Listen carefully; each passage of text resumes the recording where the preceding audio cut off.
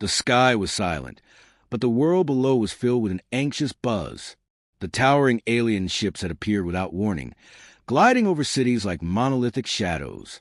At first, there was disbelief, then panic, and finally, resignation. For every passerby in the streets of New York, Paris, and Beijing, the sight above them felt unreal, as though the fabric of reality itself had cracked open. No one knew what to expect next. All they knew was that the ships were here. The Offworlders were here.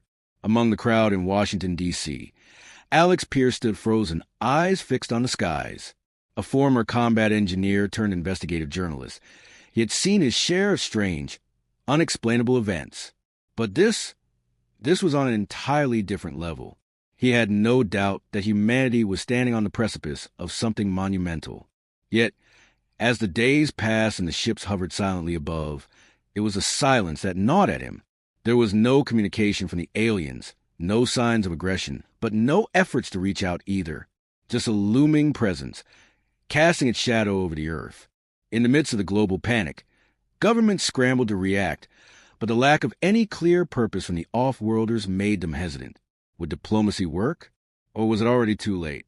The situation was exacerbated by the unknown technology of the ships, an impenetrable web of advanced science far beyond Earth's own understanding.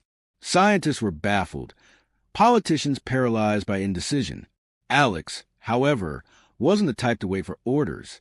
He had always been a seeker, a man driven by questions that needed answers.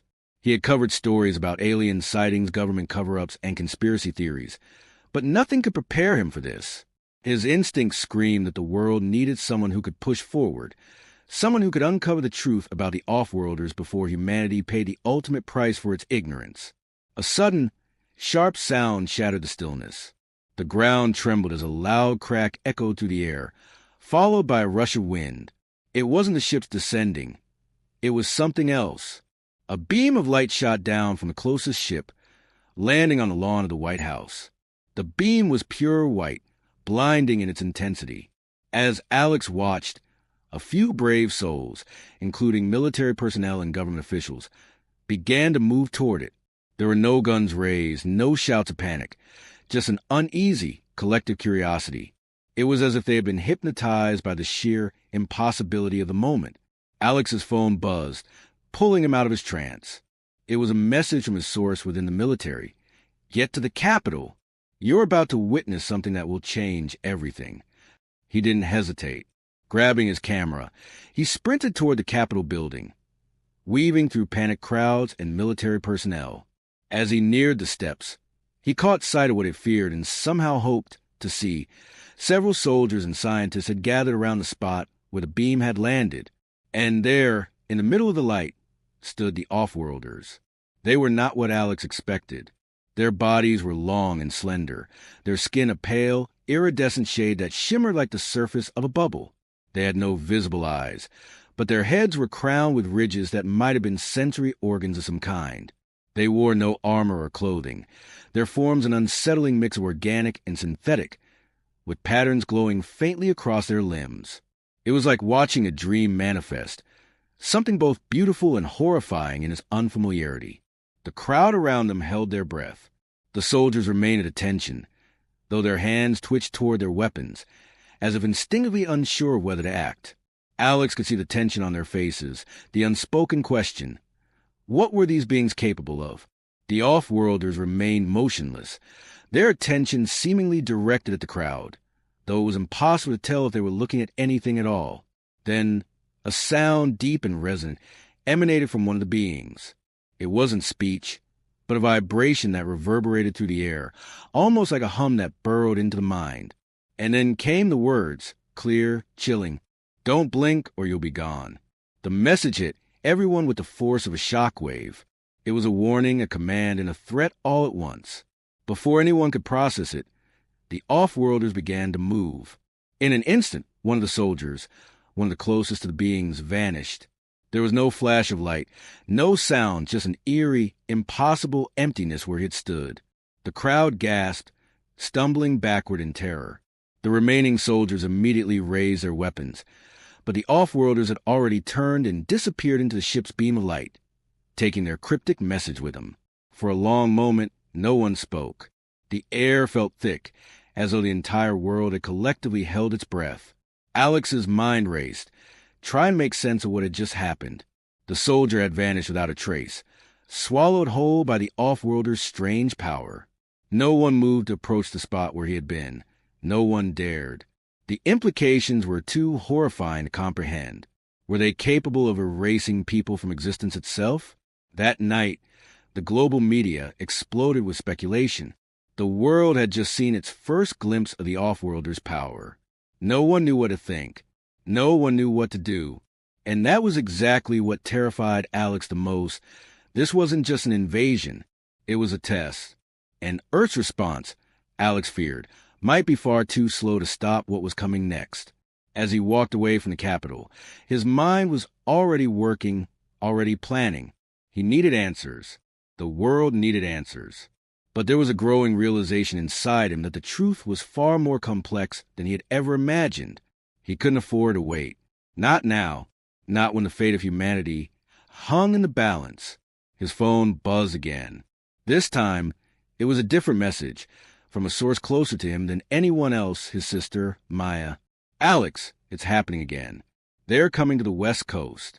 We need to get to the lab. Hurry. Alex felt a chill run down his spine. What had they learned? What did they know? And more importantly, was humanity already too far gone to fight back? As he hurried to find his way to her, one thought gnawed at him. This was only the beginning. The days following the Offworlders' appearance were a blur. Cities seemed to be caught in a tightrope walk between fascination and fear, with each passing hour bringing new revelations, new horrors, and new questions. Alex couldn't escape the weight of the feeling that the world was tipping towards something monumental. Every television broadcast, every social media feed, every whispered conversation was about the aliens, those beings from beyond the stars who had landed with the eerie promise that blinking might mean your disappearance. In the chaos, his sister Maya's words echoed in his mind. We need to get to the lab. Maya had always been the scientific one, the one who understood technology and its potential better than anyone. Her work at the government-run research lab was pivotal, and in these times, her knowledge might be the key to humanity's survival. Alex met her at the makeshift command center, a sprawling facility now repurposed for analyzing alien data. The place was a cacophony of activity, with people rushing between desks, analysts shouting over each other, and screens flashing with new, incomprehensible information. Maya stood at the center of it all, calm amidst the chaos. Her dark eyes focused on a screen in front of her. She looked up as Alex approached, her face drawn tight with exhaustion, but her mind still sharp. They've started to disappear people again, she said, voice low but steady. But this time, they're taking entire buildings. Without warning, Alex's stomach tightened.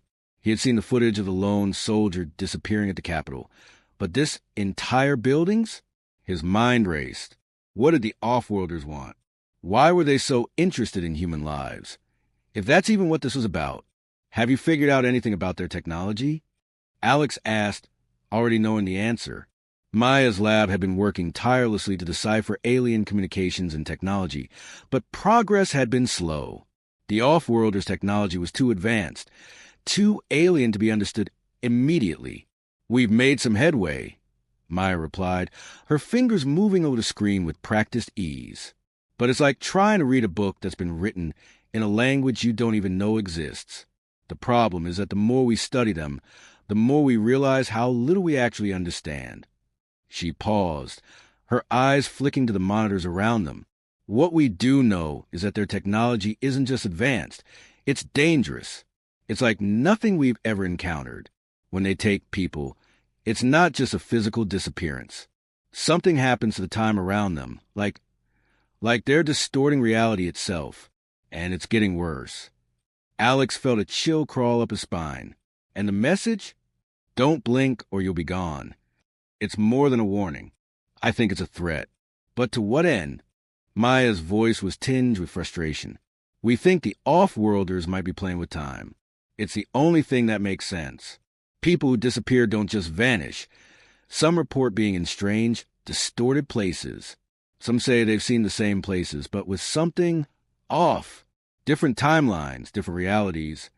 Alex processed her words, trying to fit them into the puzzle that had become his life. The strange disappearance of people, the warped realities, the feeling that the Offworlders knew something no one else did. It all pointed towards something bigger than they could imagine. But why do they keep doing this? Alex asked, "What do they want from us?" "I don't know," Maya admitted. "But whatever it is, it's not about communication. It's not about making contact. They're playing a game and we're the pawns." A new transmission interrupted their conversation, a real-time feed from the West Coast, where another series of disappearances had just occurred. Alex watched, his mind reeling. Buildings blinked out of existence, people disintegrating into thin air as if they'd never been. His heart pounded in his chest, and a sinking feeling of helplessness threatened to overwhelm him. "We need to stop them," Maya said, her voice sharp. "We need to figure out how to disrupt whatever they're doing before it spreads beyond control." Alex's instincts kicked in. He had seen too much in his life to be intimidated by the unknown. But this was different. This wasn't just an alien invasion. This was an enemy who could unravel reality itself. An enemy who could remove you from existence in the blink of an eye. "What do we need to do?" he asked, his voice steady despite the turmoil inside him. Maya turned to him, her face serious. "We've been trying to reverse engineer the alien tech, but we need a breakthrough. The problem is, their technology operates on principles that defy everything we know about physics. But there's a pattern emerging. I think if we can find the right frequency or field that disrupts their control over space-time, we might be able to fight back." Alex looked at her, understanding the weight of her words. The fate of the world rested on a discovery that had yet to be made. They were out of time. Just as he was about to respond, a loud crash echoed from the far side of the room. The monitors flickered and the lights dimmed. Alex instinctively reached for his gun, his eyes scanning the room for the source of the disturbance. The tension in the air thickened, and then came the voice, a low, alien hum that seemed to emanate from every corner of the room. "Don't blink," it whispered. In that instant, the world seemed to stop.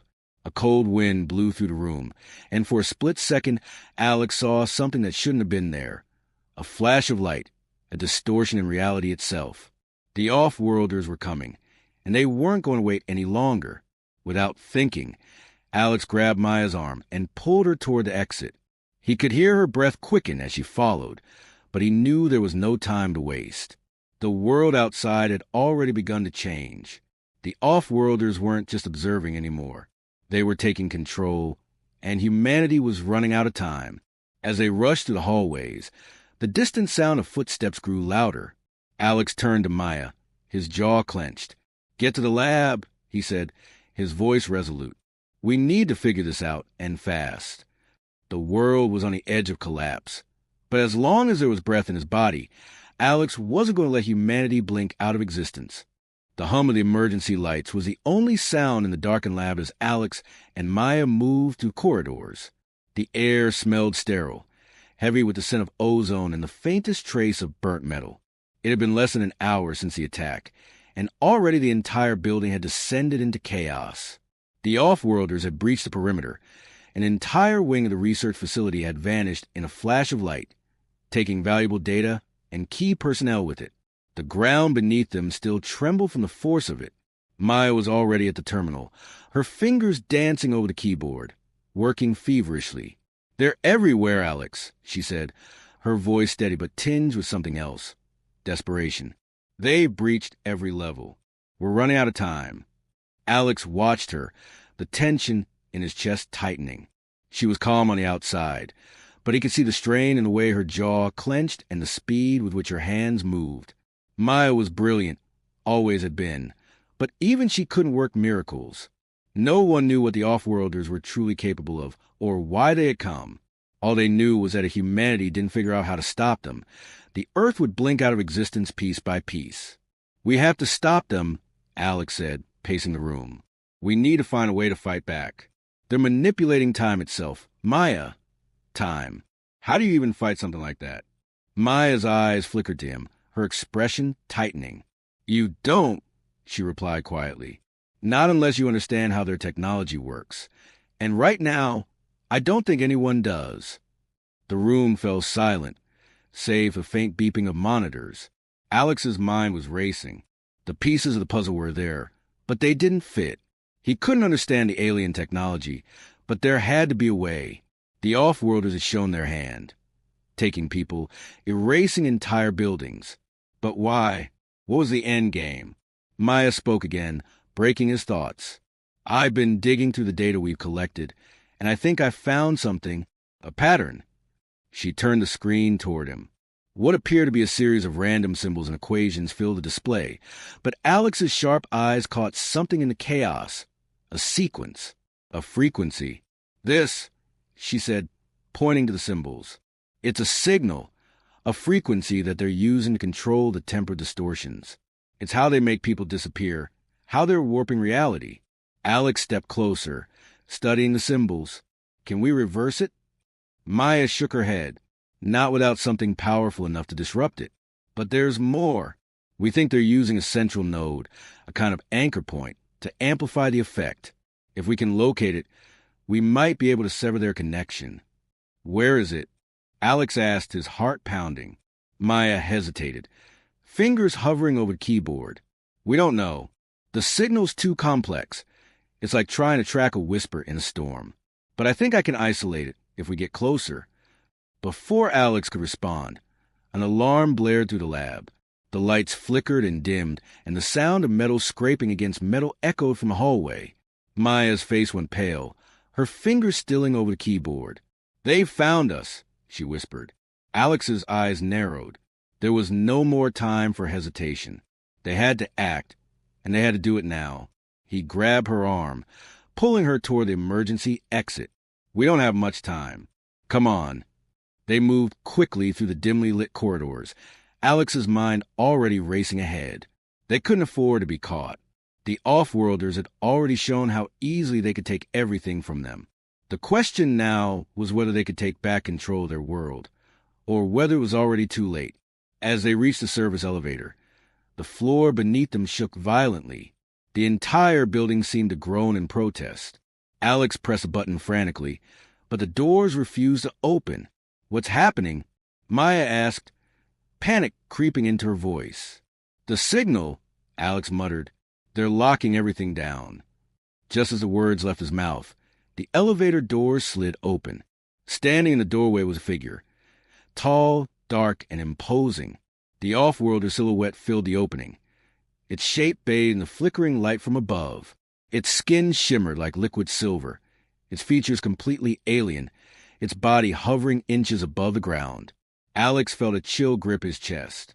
The Offworlder stepped forward, its movement smooth and calculated. It didn't speak, it didn't need to. The presence of the creature itself sent a ripple of dread through him. You won't stop us. The creature's voice vibrated the air, low and resonant, somehow both distant and all-encompassing. Alex's heart skipped a beat, but he forced himself to remain still. He knew fear was a luxury he couldn't afford. What do you want from us? He demanded. The Offworlder tilted its head, its form rippling like water in a still pond. Your time, your existence. The voice rang with a haunting finality. You are but a fleeting moment. You'll be gone soon. Before Alex could react, the air seemed to warp around them. Time itself seemed to shudder, as though it was bending under the Offworlder's will. The floor beneath them buckled, the walls stretching, distorting. Maya's voice broke through the distortion. Alex, we have to move now. With a sharp jerk, Alex grabbed her arm, pulling her away from the twisted reality that was collapsing around them. They raced down the hallway, knowing the time to act was slipping through their fingers. The Offworlder was toying with them, but they still had one advantage: their humanity, their resourcefulness, their will to survive. We're getting to the central node, Maya panted, her breath quickening as they ran. We can stop them. We can... Another loud crash interrupted her, and the entire corridor seemed to ripple as if reality itself was being stretched thin. Alex didn't have the luxury of doubt now. He was running towards something he couldn't fully understand, chasing a chance at survival he could barely comprehend. But there was one thing Alex knew for sure. Whatever happened next, they were not going down without a fight. The corridor ahead twisted and distorted. the walls pulsing with a strange energy that bent reality around them. Alex felt as though he were running through water, each step sluggish, as if the very fabric of time had begun to fight against them. He could hear the soft hum of the Offworlders' presence just behind them, an oppressive force that seemed to warp everything in its path. Maya was breathing heavily, but she didn't slow down, her eyes locked on the distant door, the last obstacle between them and the core of the Offworlders' power. "We're almost there," Maya said, her voice tight with determination. "If we can reach the node, we can stop this. We can fix the signal." Alex glanced at her, his mind a storm of thoughts. Every second that passed felt like a countdown. If they didn't act fast, the distortions would consume the building, and everything they had worked for, the chance to reclaim their reality, would be lost. "Maya," he said, voice low, "are you sure this will work? Can we really stop them with this?" Maya didn't hesitate. "We have no choice. If we can break the link, if we can sever their connection to our time," she faltered, her eyes narrowing as they reached the door. "It will stop them. It has to." The door was just ahead, its surface shimmering with an unnatural glow. There were no guards, no alien soldiers waiting for them. Alex knew it was too easy, too quiet. He was certain that the Offworlders were toying with them, waiting for them to make a mistake. "Ready?" he asked, though he didn't need to. Maya was always ready, always ahead of the curve. But still, he needed to hear from her. Maya nodded, her gaze unwavering. "Ready. Let's end this." With a final push, Alex reached for the door, his hand brushing against the cold surface. The moment his fingers made contact, the door slid open without a sound. Inside, the core of the Offworlders' technology was revealed, a massive, pulsating device at the center of the room.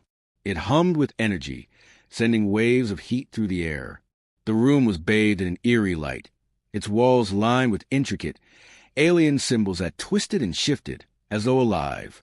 Maya moved quickly to one of the terminals beside the device, her fingers flying over controls.